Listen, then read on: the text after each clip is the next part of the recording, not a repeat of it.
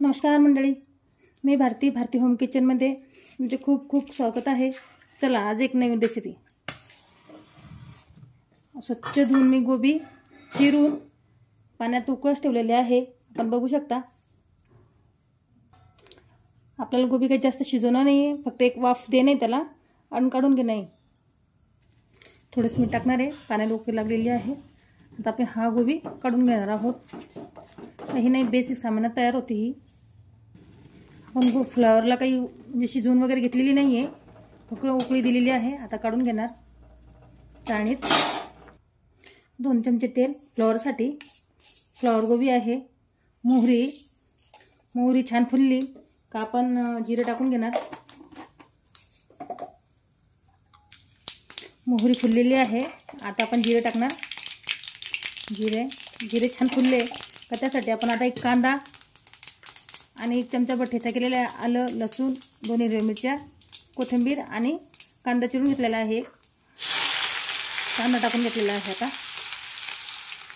कांदा एकदम गुलाबी झाला का आपण पुढचे मसाले टाकणार। आता घरगुती काळा मसाला आहे, काश्मीरी लाल तिखट, हळद आणि कांदा लसूण मसाला, इकडे कोथिंबीर आहे। आता हे सर्व मसाले आपण टाकून घेणार आहोत।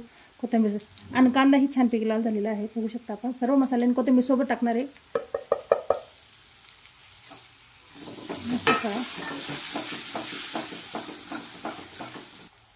चमचाभर ठेचा, आलं लसूण, 2 हिरव्या मिरच्या ठेचून घेतलेल्या आहे मस्तपैकी।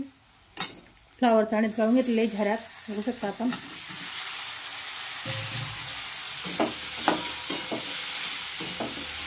मीठ टाकून घेणार आपल्याला चवीसाठी।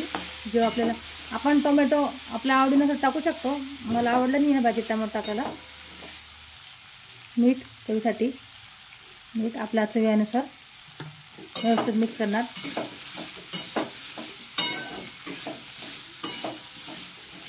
जेव्हा मसाले किंवा ॲड करू शकतो आपल्याला जे आवडलं तो। टोमॅटोही टाकू शकतो।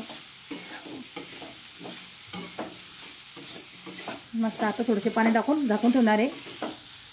याच ताटात आपण थोडंसं पाणी टाकून भाजीला ॲड करणार आहे, अगदी थोडेसे पाणी।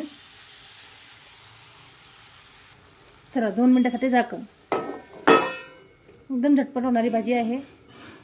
चला भाजीला पाहूया।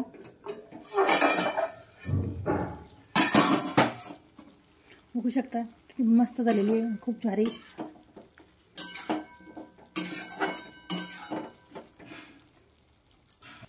थोडीशी कोथिंबीर,